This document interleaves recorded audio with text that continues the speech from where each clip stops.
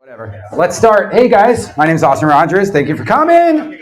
This is a first in our series sponsored by our friends at Peroni. Raise your Peronis. Thank you very much.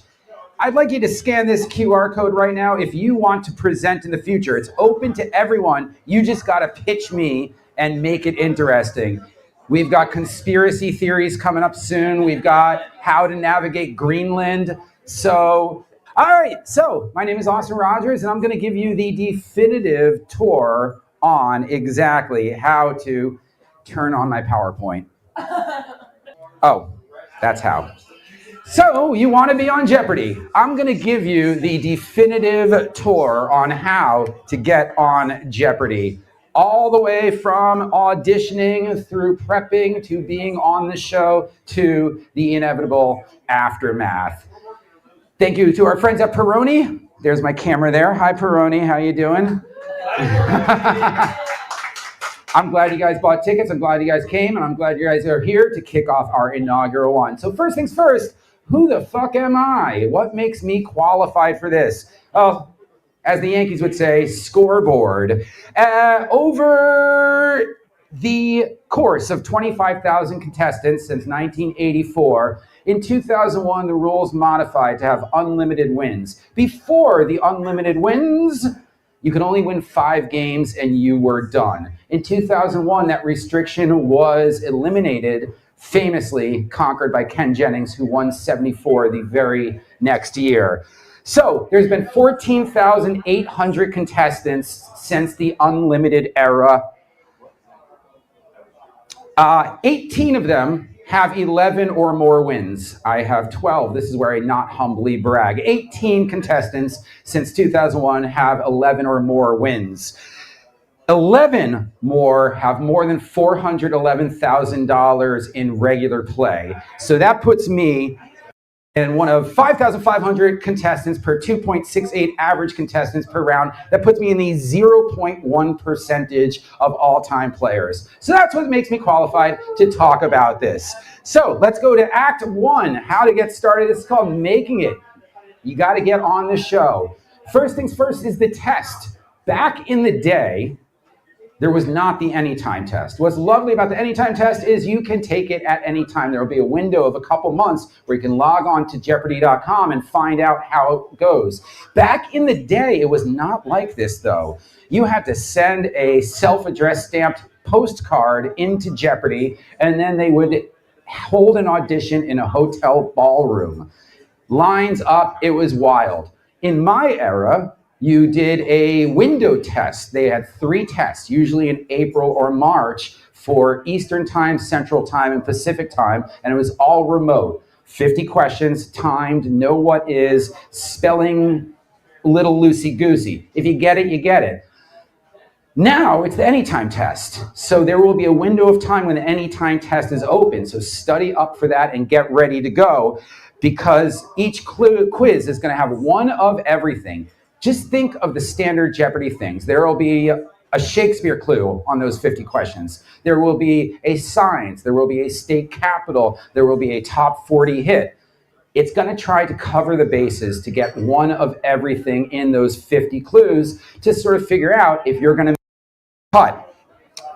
That's why jarchive.com is your best friend. It is the chronicle of every single game of Jeopardy ever played. Not only is it the chronicle of every game ever played, it's the order in which it was played, where the daily doubles are, and all the incorrect answers. So you can start to see a theme by playing your own virtual games on jarchive.com. You can also use it as a database to find out those things that come up frequently. I'll give more examples on that when we get to studying. After you take the test, you're entered into the black box. How do they choose to move you on to the audition? Well, is it a curve? Is it obscurity of questions that you answered? No one knows.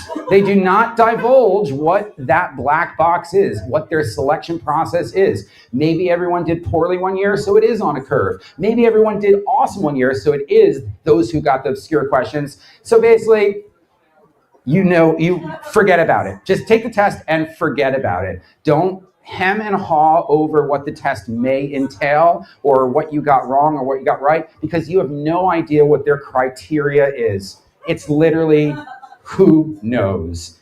So forget about it. The lovely thing about the Jeopardy audition process is there are many months or weeks in between each stage. And when you get the subsequent phone call for the next stage, it's a happy surprise. So many people, so many times are like, I took the test, I haven't heard the call. I'm like, forget about it. And when you get the call, you'll get the audition. Auditions back in the day used to be you go to a hotel ballroom. Now it's all done via Zoom after COVID-19. So it's a little bit less stress, less lift on you. Because back in the day, you would have to spend your own money to make it to a regional contestant audition held in a hotel ballroom, 50 people at a time. I did not know this on my first audition. I showed up, I sat next to a woman. She's like, where are you from? I'm like, 2 blocks that way. I'm like, where are you from? She said, Toronto. So she drove or flew down to New York City, got a hotel, stayed overnight, took a bus, whatever it is, because that's how desperate she wanted to be on the show. I walked. My second audition, I rode a bike. So luckily, no longer like that. So how do we ace the audition? First things first, you get another 50-question test that's proctored. Why? They want to make sure that you didn't fudge your numbers or cheat in the online test. There's only so much that they can do. Get on the Zoom, and it's so hard to cut through the wheat and the chaff of Zoom to be memorable because you have to be memorable, especially in the interview. Don't be yourself. You're all boring. You're all boring. Your clothing sucks, and you're not memorable. Do not be yourself in the audition. Whatever you do, do not be yourself. Take yourself and turn yourself up to 11. At the end, you play a mock quiz.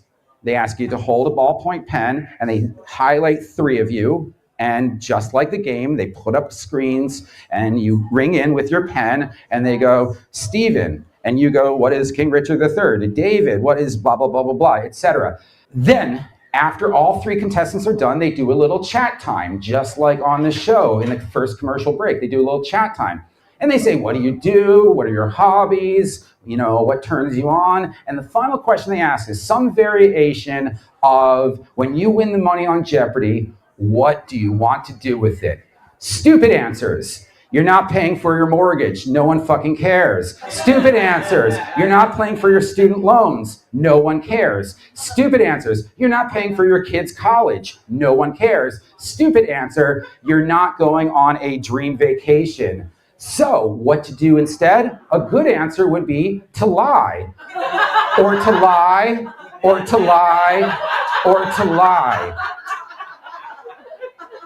I don't care if you don't want to build the world's largest underground model train set. You do now. I don't care if you want to collect geodes and go on an ayahuasca trip. You do now. Just lie, because you have got to be memorable. The same thing goes with your wardrobe. You're not a bow tie guy, you are now. Because when you enter into the next black box, you have to remember Jeopardy is not your friend. It is a for-profit enterprise of Sony Pictures Entertainment. The only reason you're on the show is because they think you will make compelling television. You might be absolutely perfect, and then an accountant, they don't want you. You might be absolutely perfect, and an accountant who wants to collect geodes and go on an ayahuasca trip and wears a bow tie and is super amped up, well, now you enter into the next Black Box Part 2. We do not know the second portion of the audition process. We can only assume that the casting directors stand there and they have photos of everyone, or in this case, screenshots of everyone, and they say, hey, do you remember that guy who wore the bow tie and said he wanted to go on the ayahuasca trip? Let's put him on the show, because nobody knows. Don't be yourself. Be someone else, because you're not interesting. My first audition, I said, I want to, when you win Jeopardy, what are you going to do with the money? And I was in a room of 50 folks, and I was one of the last ones to go up, and all I heard was mortgage. All I heard was student loans. All I heard was this, that, and the other thing. And I said, I don't know, buy a bar, run into the ground, letting my friends drink for free. One half of that was correct because I don't let my friends drink for free here. My second audition, I went up, and this was sort of meh, because it was a room of literally white men between 27 and 41. My first audition was very diverse. My second audition was literally only white men. It looked like January 6th. And this was before January 6th, obviously. So that's sort of retconning. But each trio would come up. This is live and in person, do their little game. What do you want to do with the money? First two guys say mortgage, student loan. Then one guy goes, I want to donate it to the youth hockey league I teach. And I go, loser. He's like, for developmentally disabled children. I'm like, God damn it. Next guy comes up and it's mortgage, student loan. And then the guy goes, I am expecting twins with my wife right now. And she said, miss their birth. You have to be on Jeopardy. I'm like, God damn it. Third guy comes up, student loan, mortgage, etc. And the third guy goes, I'm sort of a homebody, so I want to buy a small cottage in my hometown in rural Oregon. I go, what a fucking idiot. He was like, after my third tour in Iraq, I'm like, God damn it.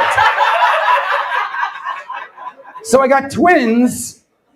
I got developmental youth hockey, and I got a decorated veteran up against. So how do I cut through the chaff? I go, I want to buy a 1995 Mercedes-Benz 300 TE four-wheel drive station wagon and drive it around the world, New York to the Darien Gap, ship it across the Darien Gap, down the Andes to Buenos Aires, cross to South Africa, go up South Africa, across the Sahara, cross to Gibraltar, go from Gibraltar all the way to go to Mumbai, ship it to Perth to Sydney, ship it to Anchorage, Canada, New York, all with New York plates. And they go, wow.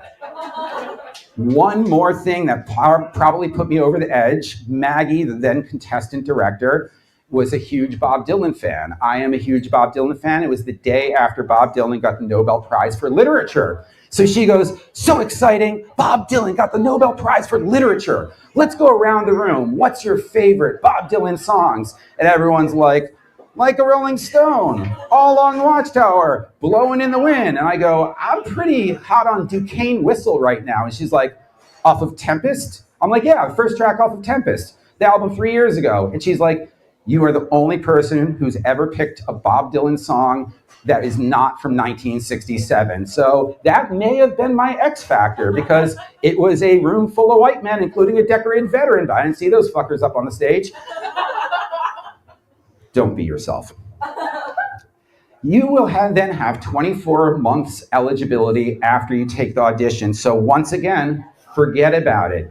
Each journey, each step in this journey will be a pleasant surprise when you get that phone call. You'll take the test, you'll forget about it, you'll get the phone call, and it'll say, hey, do you want to do the audition? Awesome, you do the audition, you stick the landing, and then forget about it. Because you might get the call, and after 24 months, get back at it again. Do the anytime test, go through it. It took me 9 years between my first audition and the one that got me on the show. My hair was not gray. Then you get the call, and the call will come as a surprise. Spoiler, don't have dropped your cell phone out your window the day before, because you won't know you got the call. 310 is not spam. Answer it. That's Culver City. That's where the call is going from. If you get the 310 number ringing and it says Culver City on your caller ID, answer it. It's them. No one else from Culver City will be calling you ever. It is them. And that's it. You're going to Culver.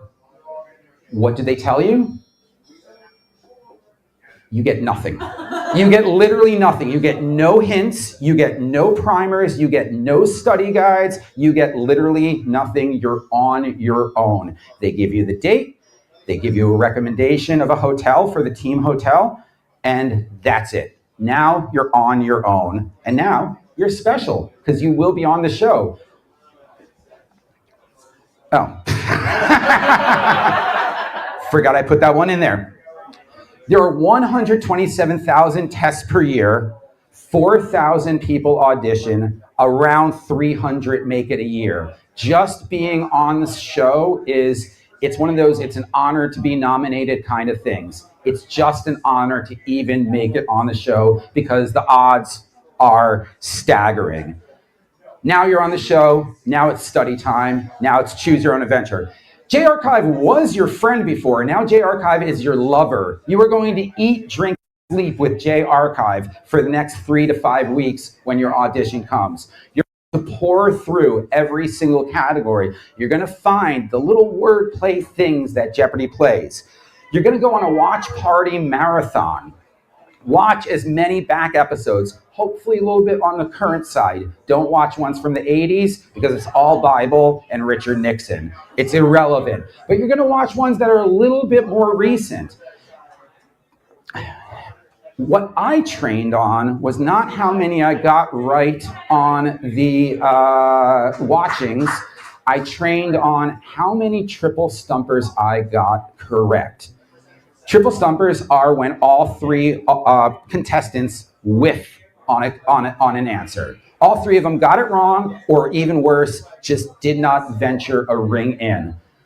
I kept track of how many triple stumpers I got, and usually I'd get somewhere between $6,000 and $9,000 in unanswered questions. So I took that as my metric on, even if at the end of the game, I could still have $6,000 to $9,000 in the bag on those triple stumpers. And it turned out that was almost the exact metric of my wins. So find the triple stumpers on J-Archive and see if you know them.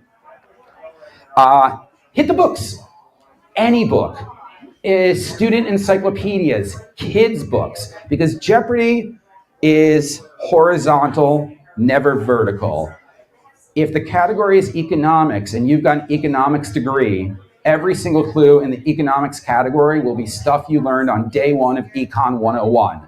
It's never any deeper than that. And that goes for medicine, engineering, etc. It's always horizontal. It's never deep, except when Jeopardy wants it to be deep.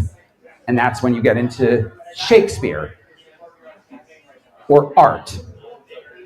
For Shakespeare, you have to know everything about Hamlet, and you have to know nothing about Cymbeline other than it exists.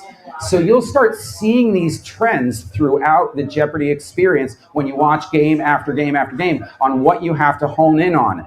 Basically, do a SWOT analysis. High value, high frequency clues are the ones that you want to concentrate on. High value, low frequency, ignore them. You either know them or know them. Low frequency, low value, ignore them. High frequency, low value, you're gonna know them because you've already qualified for Jeopardy.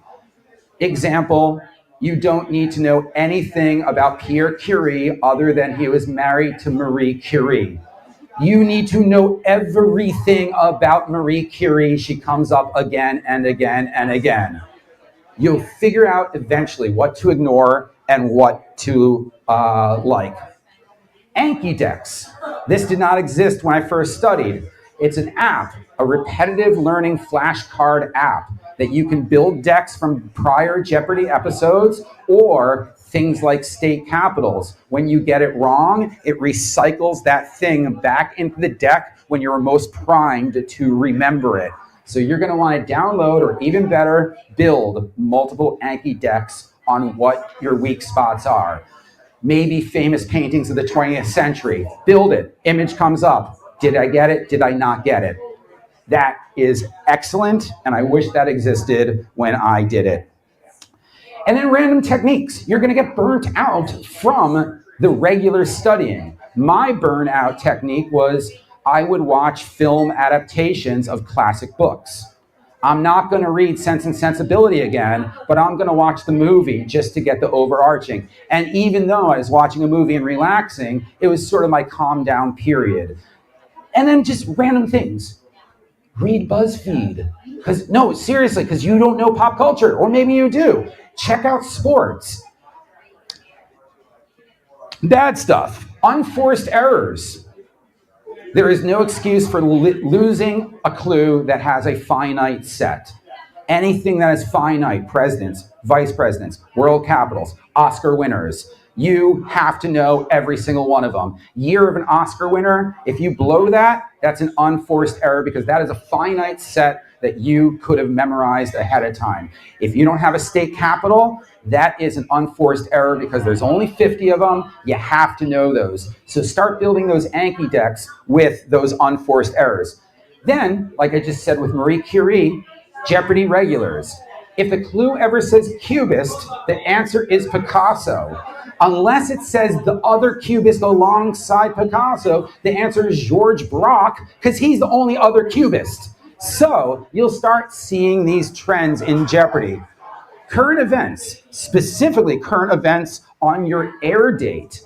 I notoriously blew a clue on what would have been, it wasn't then, but would have been the 10th anniversary of the iPhone. I wrote iPhone, I crossed it out, I wrote iPad instead. That cost me $250,000. So plot ahead for your air dates. You're gonna know what your air dates are. You're gonna know a range of them. So make sure if it's airing around Christmas or Thanksgiving that you get Christmas or Thanksgiving things in. If it's National Hamburger Day, make sure you get National Hamburger Day in advance because you're going to know what days you are airing. It's the buzzer, stupid, except for the asterisk. I once thought buzzer stupid. How you train with the buzzer. That is called the Delcom buzzer. It's from a company in Connecticut. It is USB enabled, and here's the spoiler. It's actually better made than the actual Jeopardy buzzer. It's made of anodized metal. It feels really great. But you can hook that up to thebuzzerapp.com to test your reaction times. You're gonna want to get one of these. It's a $60 investment, but it is worth its weight in gold. Again, yet another thing that didn't exist when I first auditioned. I instead watched shows with a calisthenic thumb exerciser that sort of had the tensile strength of the buzzer. That's how I trained. With this, it's a game changer. It's the buzzer stupid until it isn't. I used to think that buzzer stats were the paramount. I figured if the three of us are up there, we all tested well, so we have the same knowledge. Well, it turns out that that is incorrect. They've since started releasing buzzing stats. The buzzer app will help you get those toss-ups that the three of us all know. You can see over there, I was hovering around 112 milliseconds. You want to be under 120 milliseconds in your average ring time. Because if you are too early, you're locked out of the buzzer for 0.25 seconds. So you're locked out forever. If you can have a buzzer speed faster than everyone else, that gives you the toss-ups. You want to get the book called Secrets of the Buzzer by Fritz Holznick, who's the same guy who created the Buzzer app website. It talks about things like where you might want to hold the buzzer for your comfort. It talks about things like, do you want to hover your button halfway through? You'll start learning these things, and with the help of that Delcom buzzer app, you'll start to refine your technique. I held my buzzer down here. I cupped my hand over it because the buzzers are audible. I did not want people to hear me clicking. So I threw my hand over it so people would not hear me clicking, because you do hear the people to the left and right of you clicking. So much so that in a toss-up question, is it Mont Blanc? Is it Matterhorn? I don't know. I sort of throw a shoulder shrug as if I was buzzing in and have the person next to me bite and go Matterhorn. And I go, haha, thank you for that. It's Mont Blanc. I went over the lockout, so we know what that worked. If you are in too early, you're locked out. I'll tell you more about on the stage and how the lockout mechanism works. We went over target times, so let's get into the 110 millisecond. And here's why it's a buzzer stupid until it isn't. Only recently has Jeopardy started unveiling buzzing stats. I was always under the assumption that the three of us up there are equally matched candidates in Jeopardy, and that most of us are ringing in through these 60 questions concurrently. Turns out it's not necessarily true. You can find the dominant player is out-ringing everyone. Steven here had 47 rings. That means Steven was confident on 47 clues. The other two were at 28 attempts. Even if they didn't overlap, you have to assume that they overlapped for the majority, which could mean that Steven, say they just by random happenstance, these 28s rang in simultaneously on the same 28 clues, that would mean Steven was ringing in unopposed for 19 clues. Probably not the case, but you can now see with the buzzer stats that someone will be dominant. Someone has a greater breadth of knowledge and is more confident to ring in. Thus, they're winning the game. All right, we've studied, we've got our buzzer skills down, and now we're going to Culver City. This is my thrift shop haul from Jeopardy. I still have half these shirts. Someone in this audience hates half these shirts. They recommend that you bring 3 outfits. I brought 11, and I needed every single one of them. Wear comfy shoes. I made the mistake of wearing dress shoes with a leather sole and a wooden heel, and if you are standing for several hours, it will get to you. Women, what's great is wear flats. You don't have to wear heels because the lecterns are elevated. They will match everyone in height. Wear comfy flats. Wear comfy shoes. Wear those shoes that, for men, wear those shoes that bankers wear that look like sneakers, but they're shoes or whatever. Just, what? I don't care. I'm not a banker. Oh, yeah. And finally, want to go viral? That's incumbent on your outfit. If you want to pivot afterwards or you want to be recognized and you want Instagram followers, I'm not saying everyone does, but if you do, make that outfit count. Just like the audition, you want to be something different. All right, getting there. Unfortunately, I disagree with this policy, but getting there is on you. The hotel and the airfare are all on you. The logic is, even if you come in third, you still get $1,000, but you're going to spend more than $1,000 getting to LA, paying for the hotel. Only returning champions are flown back out and get their hotels on the house. It's sort of unegalitarian. I sort of don't like it, but Jeopardy is not your friend. It is a for-profit enterprise of Sony Pictures Entertainment. The hotel's on you, the flight's on you. I would recommend staying at the team hotel with the rest of your fellow contestants because you're going to wake up at 6:30 in the morning, you're going to go into the hotel lobby, and the Sprinter van will be waiting for you to take everyone to the hotel, and you can size them up. My first round, I did not know who I was sizing up, so I was going sort of blind. My very next day, I had just won 4 games, so I'm in the team hotel with a whole new spate of contestants. And I already know that I'm 4 games and $111,000 in. So I'm already happy. And I sit in the van with everyone else and they're like, oh yeah, my name is blah, blah, blah from Minnesota. Oh, hi, I'm from Iowa. And I said in my head, I looked around the bus. I never said I was the returning champion. I looked around the bus and I said, all of you poor sobs are going home today.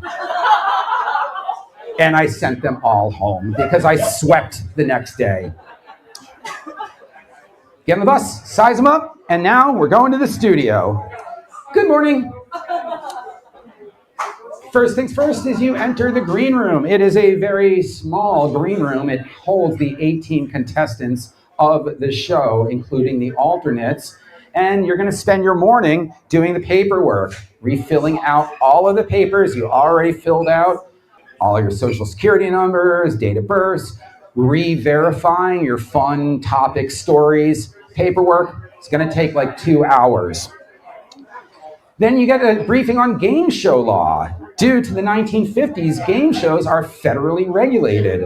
So there is a firewall between the lawyers and the show.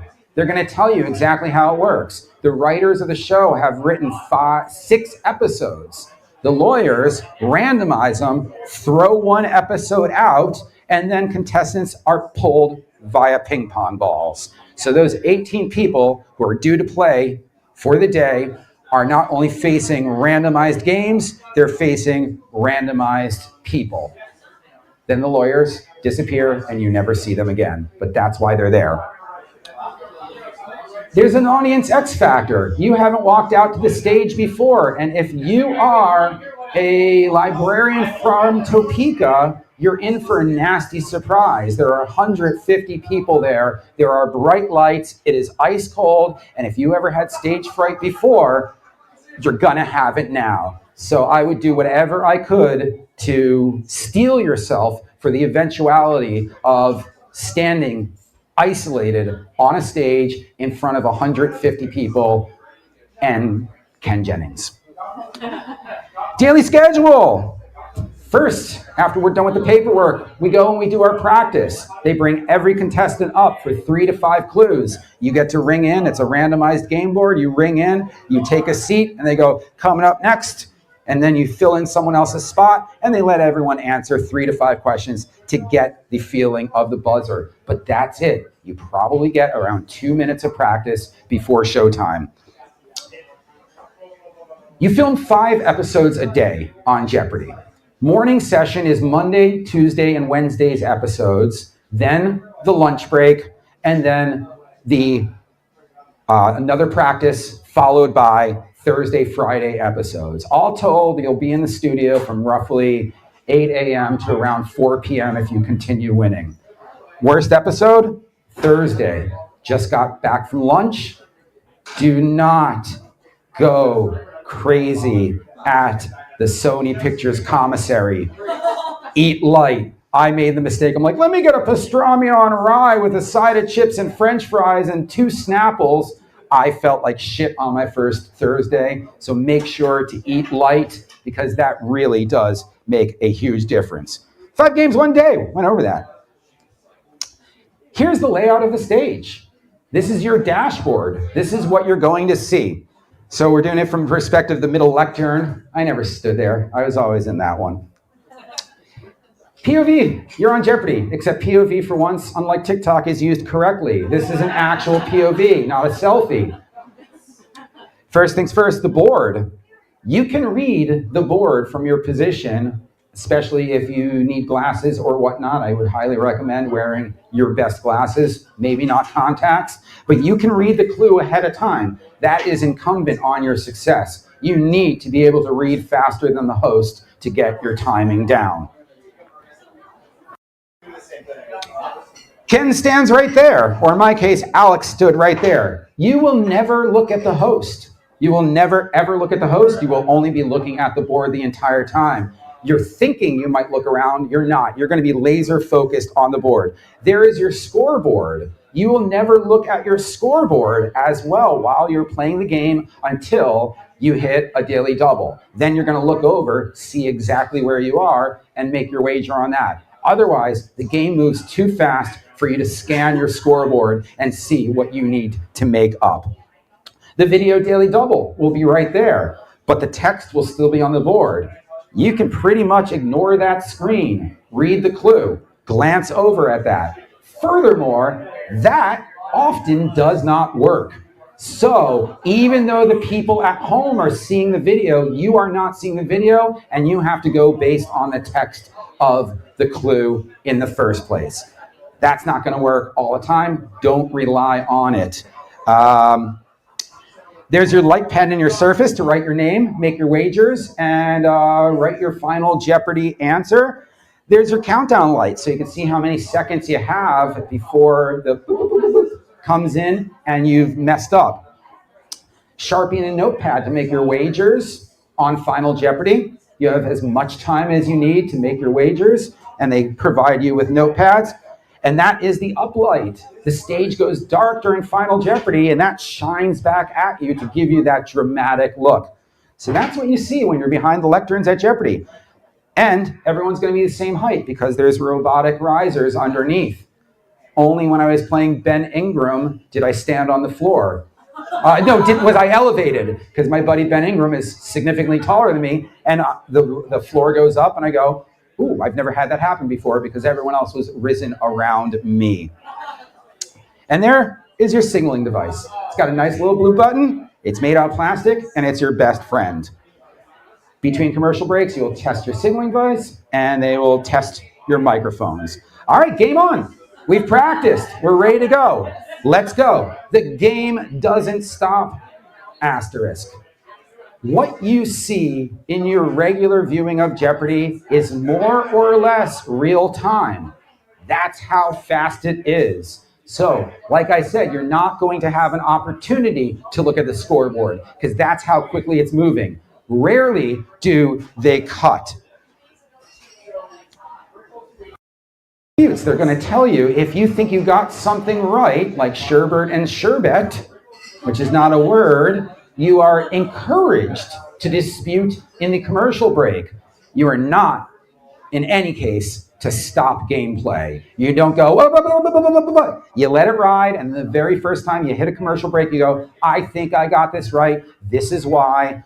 The researchers hit the books, and then in the next commercial break, they will say, and we're reorganizing Austin's score because he disputed blah, blah, blah, blah. And pencil and crayon are the same word in French, so you are allowed, that will go ahead. So save your disputes for the commercial break. It doesn't stop until it does. The board is run by a 1984 Amiga computer. They haven't changed it. I'm making that up, but it is antiquated at best, so the board will break. The second the board breaks, the contestant coordinators come out and you turn around while they reset the board behind you. They're like, make eye contact with us. Do not look at the board. Do not look at the board. Then they will reset. ADR will come over. You'll hear an audio playback of the final clue, and then the game will roll straight on again. But that doesn't happen all the time. In my regular season, it probably happened twice. In my invitational, it happened 5 times in one round, and it was frustrating because the flow of the game is completely disrupted. You've lost your mojo. You're not in the vibe anymore. It sucks when the board breaks. Wagering, like I said, you have all the time in the world for Final Jeopardy, but you have seconds for your daily double. Look over at the scoreboard, make a back of the head calculation, and say what your wager is. I am notoriously terrible at math, so I made random numbers up every single time. And so much so that the Jeopardy geeks on Reddit were like, he's a master wagerer because he wagered to the exact $100 that he needed to take someone else out. I go, nope, I made those numbers up. I made every single one of them up. In Final Jeopardy, you get the category, and we'll be right back after this. Contestant coordinators come out, and now you get your Sharpie and your notepad, and you start scribbling what you want to wager. Once everyone's wager is locked in, you write it down, and I thought they have to check your writing, and they might reset it and have you write it again, and I thought it was for legal reasons. I thought it was some sort of binding contract. No, it's just so Alex and Ken can read what you wrote. So it had nothing to do with any legality. It was just everyone needs to know what you wrote. If you are a returning champ, you are in a pit stop. Because the games go Monday, Tuesday, Wednesday, lunch break, Thursday, Friday, if you have won, the second the lights are out, the host, he's backstage changing his clothes, and you are grabbed by the scruff of your neck and thrown into a dedicated returning champ dressing room where you change because everyone else is ready. They're in the audience, they're all suited up, they're all good to go, but you have got to change your clothing. So you change. Do you need to change? You need to change. Do you need coffee? Always drink all the coffee. Literally drink all the coffee. It's terrible coffee, but studies have been shown, especially in Fritz Holznagel's Secrets of the Buzzer, that the coffee legitimately decreases your reaction time. Drink all the coffee. You're going to need it.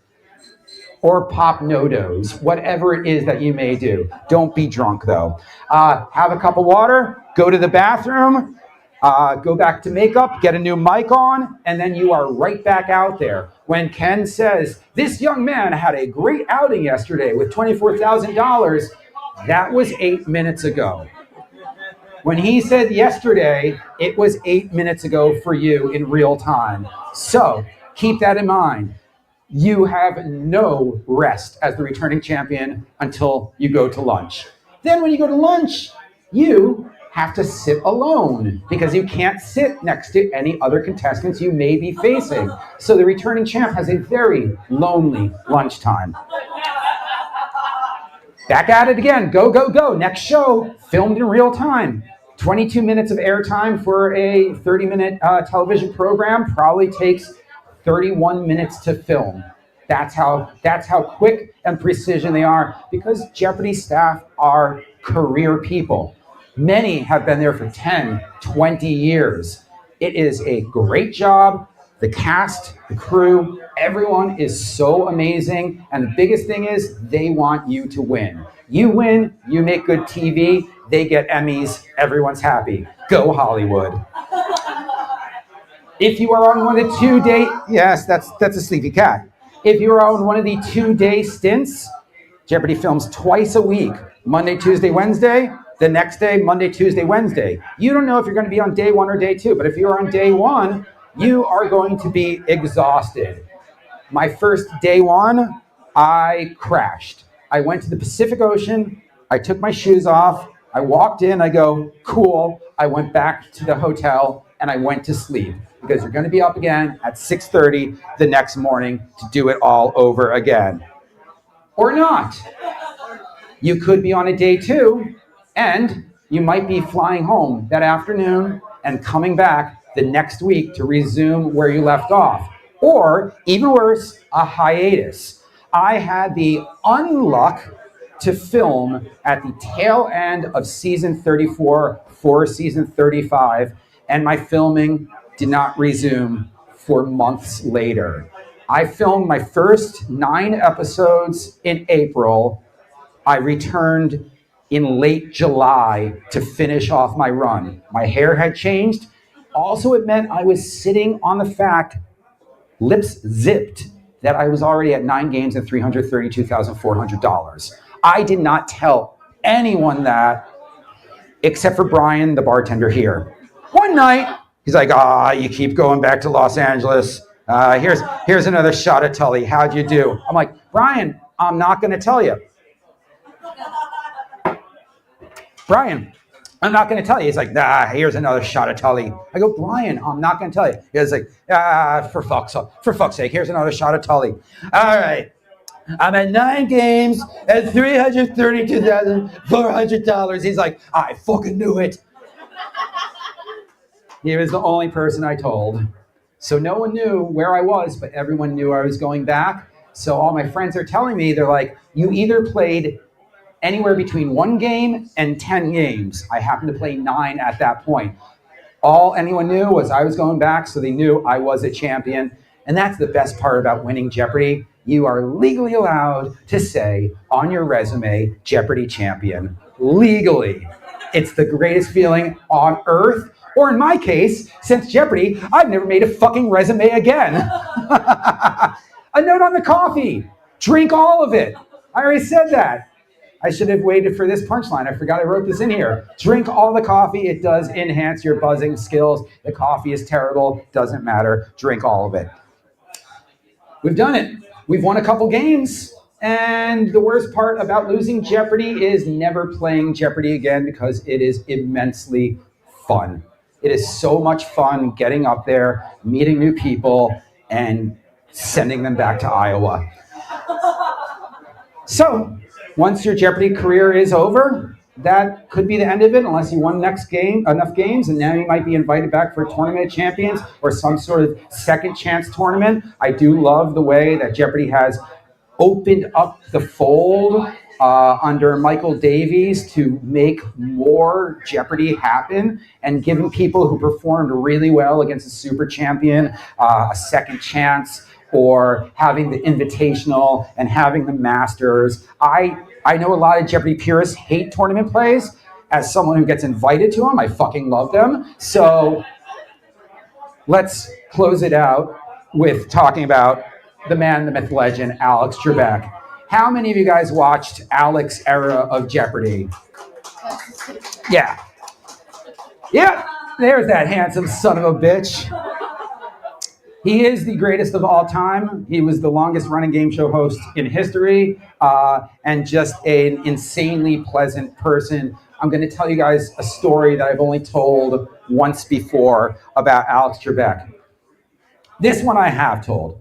In the commercial breaks, as a contestant, you get repowdered with your makeup, they check your mic, they check your signaling device, they get a little sip of water, and then you're back at it. Unless, like I said earlier, gameplay doesn't stop. Even if the host slurs over a question or mispronounces something, you still have it written. So you are going off of that. But they do live ADR. They do live plugins during the commercial breaks where they reread. Quiet on the set. Ken, can you reread 31?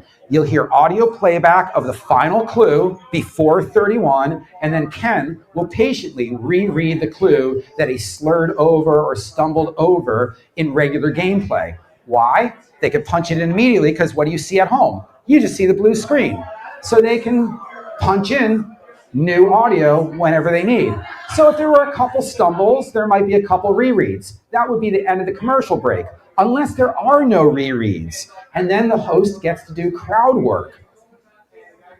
Two audiences, separate. Monday, Tuesday, Wednesday, Thursday, Friday are two separate audiences.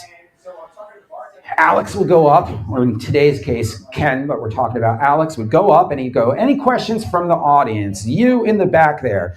And someone will invariably say, you've been doing this for so long. If you could have any job on earth, what would it be? He goes, Governor General of Canada, travel my great nation, cutting ribbons, ceremonial in post, appointed by the Queen herself. What a better job. And then a couple other people like, what's your favorite hockey team? And he'll be like, well, I'm from Ottawa, so the Senators, but let's go Kings. He played it both ways. Next audience comes in on Thursday. You in the back. If you could have any job, what would it be? Governor General of Canada, traveling my great country, cutting ribbons, ceremonial in post, appointed by the Queen herself. What better job? This would go on and on and on again. Until once, you in the back, young man, and he goes, you've been doing this for many years. You've probably been asked the same questions again and again and again. He goes, I have. He goes, how do you handle that? He goes, you've taken time from your holiday or your vacation to join us here at Sony Pictures to watch, as a live audience member, the show that you love. Have I heard your question before? Absolutely, I have. But you don't need to know that. This may be your only time on Earth standing on this stage with us. So of course, I've heard your question before, but of course, I'm going to make you feel special about it. You don't have to know that I've never heard that question before. And that was just how he approached life. When the lights were on, he was on. He was a consummate showman. There's Ken doing the crowd work right now, and you can get a feeling of exactly how large the stage is. And if you do have stage fright, you are right there. You are literally right there. So it's really special, and I've actually taken that page out of Alex's book, because being a de facto minor ambassador for this game that we love, people do come into this bar or Gaff West during trivia nights. Plug. Wednesdays at 8:30, 48th and 9th Avenue. People do come in and ask me like, hey, and they're asking the same questions again and again and again that I hear. But I'm an unofficial ambassador of this game that I love. So of course, even if I'm in a foul mood, I'm gonna put on that fake smile just like Alex does, and I'm gonna answer that question as if I've never heard it before. In the 70s, an Indian laughing guru, he would have these masses of people, tens of thousands, and he'd lead people in this laughing yoga, he called it. And everyone would be sitting there and go, ha, ha, ha, he, hoo, hoo, hoo, ha, ha, ha, he, hoo, hoo, hoo. And then you felt the tenor change, and that false laughter clicked into genuine laughter. The endorphins kicked in. So that's how I approach what Alex said, which is, I've answered that question before, but the second I start answering it with endorphins, a little bit selfish, but I start feeling good now. And all of that lousy material going through my head is expunged because I want to convey my enthusiasm to this person who asked the same question. I had the extreme privilege, Maria organized it, to interview Alex Trebek for a podcast at his home. The reason he has an emoji over his head is because he is currently in chemotherapy in this photo, and he avidly protected his image. His final couple years, he was wearing a hairpiece. He is not wearing a hairpiece there. When he greeted me at the door at 7:30 in the morning, I go, Alex, how you doing? He goes, how the fuck you think I'm doing, Austin? Because he's in chemotherapy. And he sort of shuffles around his house. He's an old man at this point. He goes, here's my living room. Here's my office. Let's sit here. Let's do the interview. I take out my microphones. He goes, oh, these remind me of the microphones I used in my early radio days. And I'm thinking, is this interview going to be energy free? I hit record. I go, ladies and gentlemen, I'm here with the one and the only Alex Trebek in his home in Studio City. How great is that? And he goes, Austin, so happy that you're here. Immediately, the second that record button started flashing, he was on point 100%. I interviewed him for 45 minutes. His energy never flagged. I go, we're going to take a quick break and we'll be back soon with part 2 with Alex Trebek, where we're talking about his favorite place on earth, the Yorkshire Moors. I hit pause and he powered down. And he goes, our first half was about home improvement. He purchased a defunct hardware store and installed it wholesale in his garage. Literally picked up the hardware store, installed it in his garage. Paint swatches, tools, all in there. He had a hardware store in his garage. So he's like, come on, let's see the garage. And he sort of shuffles over to the garage. He shows me some parts of it. He's like, this is this, this is this. There's a leak. I thought those guys fixed that. He calls his wife. He says, I'm going to go up, fix it. Shuffles back in. I hit record. He's like, so glad you're here for part 2. Just an amazing human being. Energy on when he needed energy on. One of the greatest professionals in showbiz history. Final takeaway. Things, stuff, whatever. If you do well enough on Jeopardy and make enough impact, you can host trivia every Wednesday at Gaff West at 8:30 p.m. and via Zoom. You can write a book. You can you buy my book. It's now in the bargain bin everywhere. You can get it for $2.19 fucking cents on Amazon Seconds. And then I have the privilege, because of Jeopardy, to be on this History Channel show, this History Channel show, this History Channel show, this History Channel show, this History Channel show, this History Channel show, this History Channel show, this History Channel show, and I am missing a couple. I will be on the reboot of Modern Marvels World War II Tech in conjunction with History Channel's 20-part World War II series narrated by Tom Hanks. Take a look for me on your local listings. Thank you, Peroni. One more thing.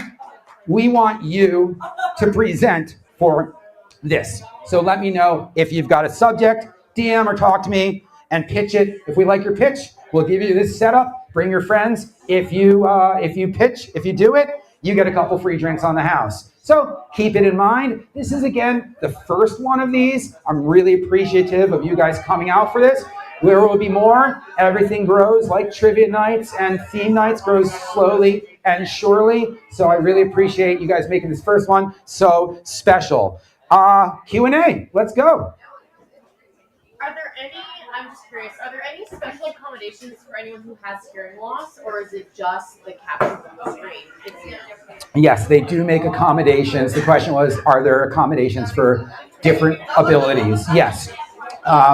Famously, in the mid-90s, a blind contestant won 4 or 5 games because it's got an auditory cue, it's got a visual cue. So they try their best to make it as accommodating as possible. But luckily, everything that's said, actually, a really important point. You read faster, if you can read, you read faster than the clue is delivered. So you will have read, processed, and now you're waiting for the final syllable to ring in. Because you've read, you've processed, you've come up with your clue, you know what the answer is, and you're just waiting for Ken to say, dot, dot, dot, dot, dot, in France, bing. So they try their best, and they will try to accommodate everyone as best as they can. Any other questions? Yes? Oh. Stop the fucking camera. Stop the camera. On my return, this is after 9 games, I come in. First of all, I did not stay at the team hotel on my return. I stayed at the Culver Hotel, and I walked into the studio. So, fucking power move. I walk in with my suits, and I hang them up, and I go, hey, Maggie, hey, Corinne, and I sit in the corner, and I take out my phone. And they go, and that is our returning champion, Austin. Everyone say hi to Austin. I go, yes, and I don't even I don't know why I did this. It was really fucking bragging. But I go, yeah, whatever, losers. And she goes, Austin, care to tell them where you stand right now? I go, no, Maggie, I'm humble. I'm a humble man. Why don't you tell them? And she goes, this is Austin, our returning champion. He is currently at 9 games and $332,400. And the air was taken out of the room. They go, fuck. Except for one guy. I do not remember his name. He goes, bro, you're going down. I go, that's cute. You're going home. Guess who fucking went home? That guy. So that was immensely satisfying because even though I was winning all the time, I was still gracious. I'm still giving handshakes and hugging my contestants after I beat them and having people say, because it's just such a joy being there. There are a couple Jeopardy folks and people in the Jeopardy ecosystem who take it way too seriously. It's a game. Games are supposed to be fun. Have fun with it. That's why I didn't care. Because once I won 3 games and had $96,000 in the bank, I go, now I don't care what happens. Sure, I'll wager $15,000 on a daily double because it doesn't matter. I've got 120 in the bank. I win the next game and I go, sure, I'll wager $9,000. It doesn't matter. I've got money in the bank. Have fun with it. If your whole life is Jeopardy, ideally, they don't pick you for the show. Questions? Yes? How long were the practice sessions before the filming? Each, so 16 to 18 contestants, 16 for the day plus 2 alternates. Everyone's brought up in groups of 3, and everyone gets the opportunity to answer somewhere between 3 and 5 questions. And then they'll be like, you take a seat, you come up, and you fill in that until those 2 fill their 3 to 5 questions. Then they get out. So all in all, it's probably 2 whole boards of Jeopardy play. Each person gets to answer somewhere between 5 and 6 questions. So none. That's why the buzzer is so integral to do your own homework beforehand, because you're thrown to the wolves. Like, boom, boom, boom. Oh, I'm starting to feel comfortable. Now you have to play for real. Anyone else? Yes? What's a question I wish I was asked more often? I've been asked the same questions at the bar again and again and again. What is a question I wish I was asked more often? That is a hard question. Okay, not that one.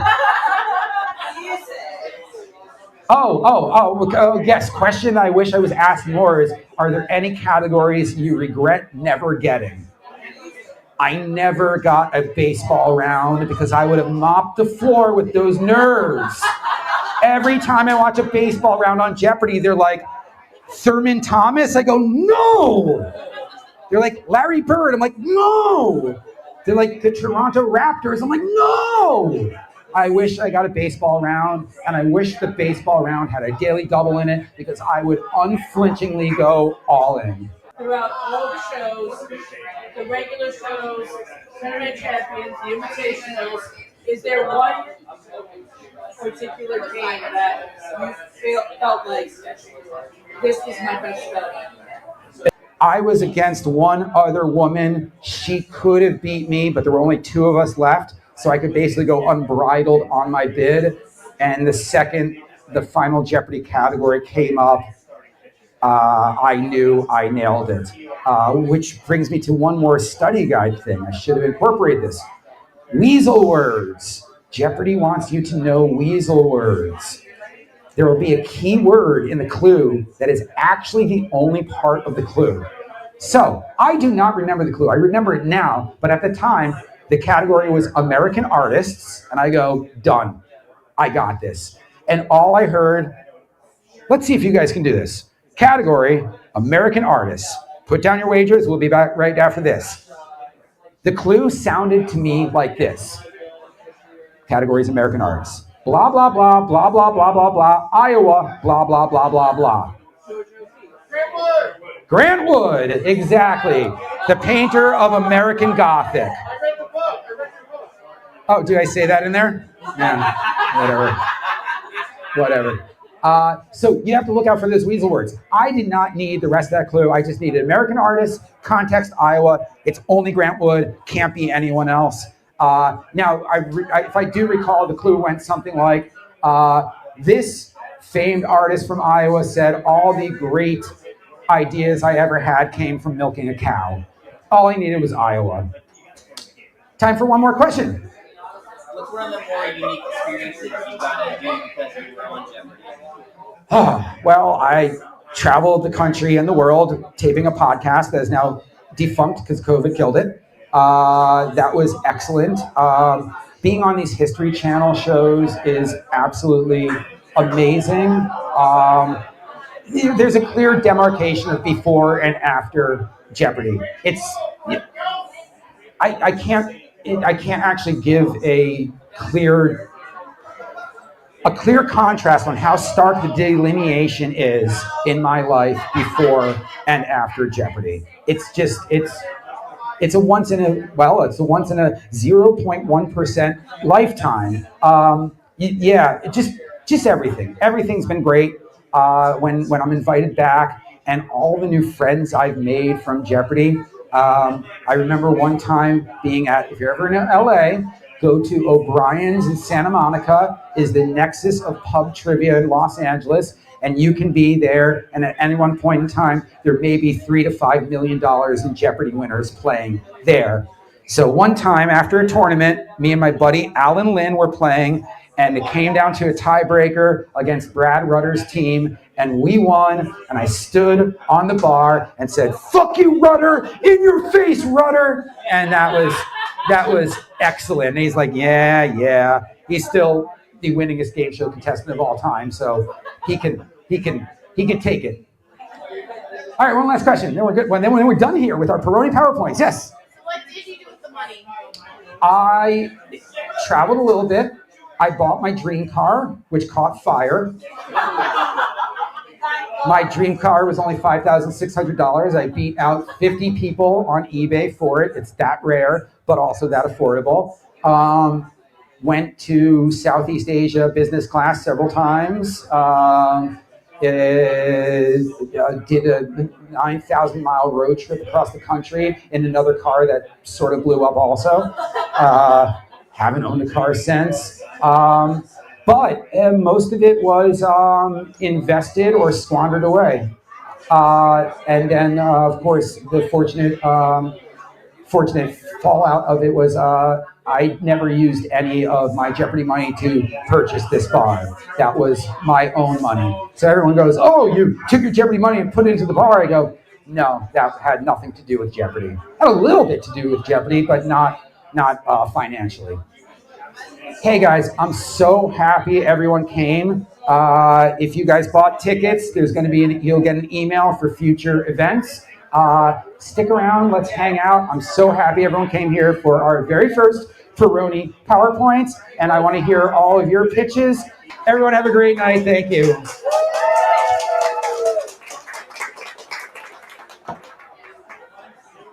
Thank you guys.